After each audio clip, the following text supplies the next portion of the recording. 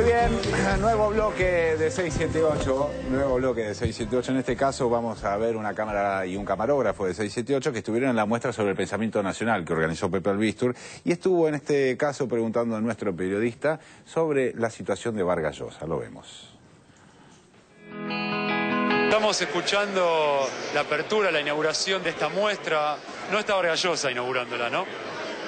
Bueno, he revisado todos los rincones y no apareció por ningún lado. Yo le confieso, Vargas Llosa a mí como escritor no me interesa.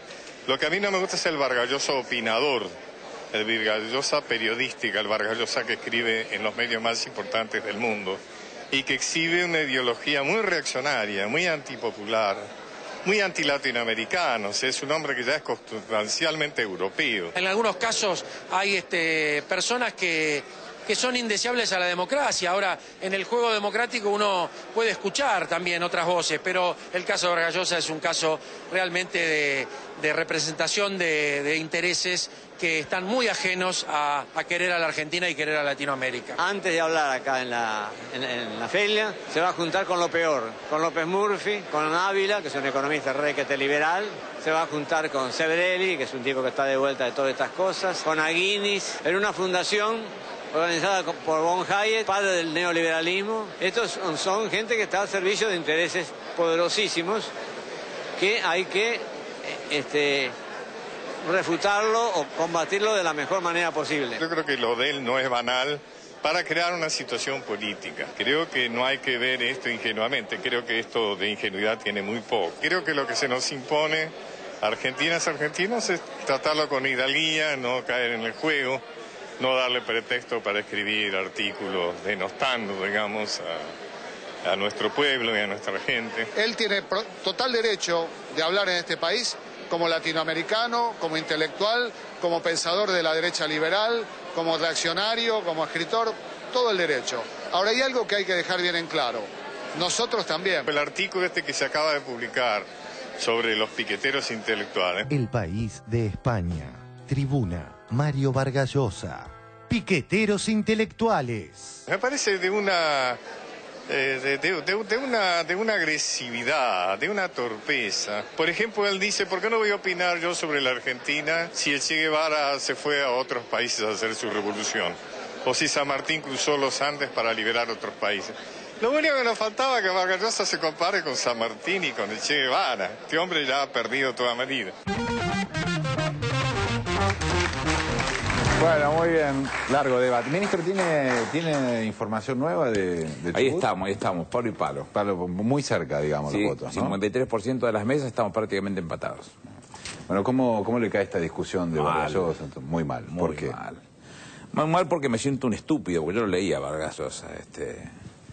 Las conversaciones en la catedral, la fiesta del chivo, el sueño del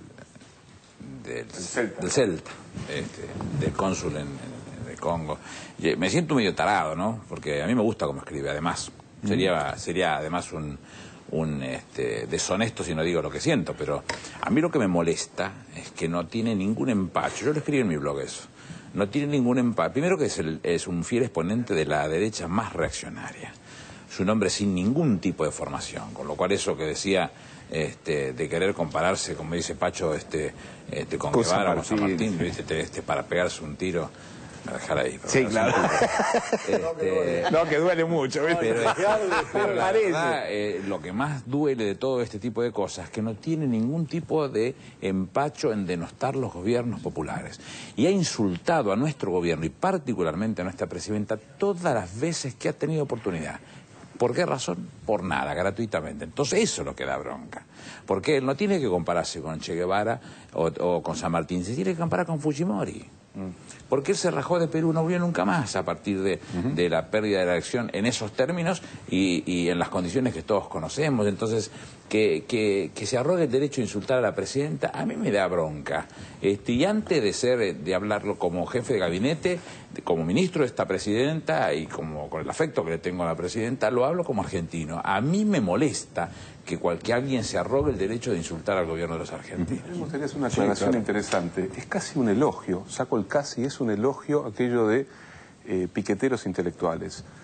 Para mí el movimiento piquetero en la historia social argentina, fue un movimiento extraordinario que logró en momentos de intemperie, de desolación, de fragmentación, de expulsión de una parte fundamental de esta sociedad de los derechos, representar, cortar la circulación de la mentira neoliberal, poner el cuerpo, salir a las calles, garantizar la racionalidad de la protesta, mientras que los poderosos de la Argentina le hicieron estallar en 1000 pedazos. El movimiento piquetero, en los años calientes de final de la década del 90, en el 2001, demostró que los pobres de toda pobreza tenían infinita más racionalidad que los poderosos.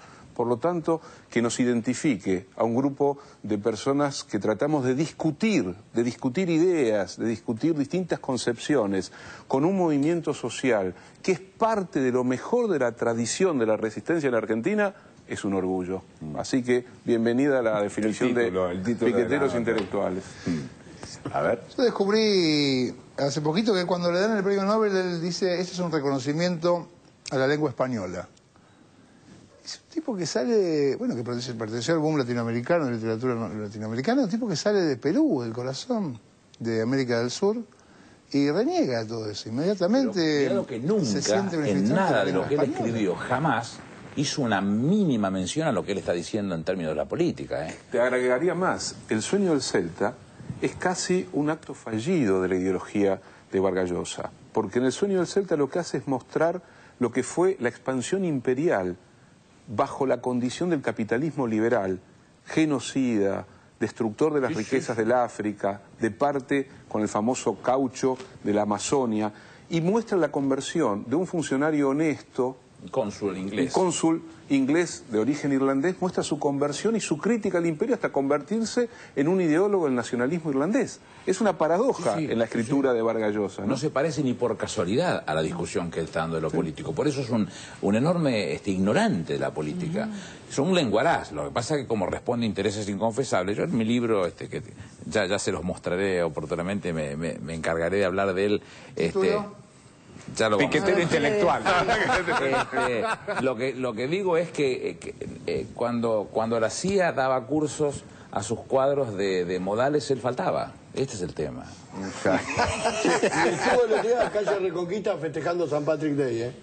Se lo vieron a nosotros. Muy compenetrado en el pueblo irlandés. Lucas. ¿Sabés qué? Cuando le dan el premio Nobel, lo que pasa es que también se lo dieron a Obama de la Paz, ¿no? Pero es interesante porque lo que dice Ricardo y Aníbal, se lo daban por libros que en realidad son los libros que formaron parte de la literatura de izquierda en los años 60 y 70.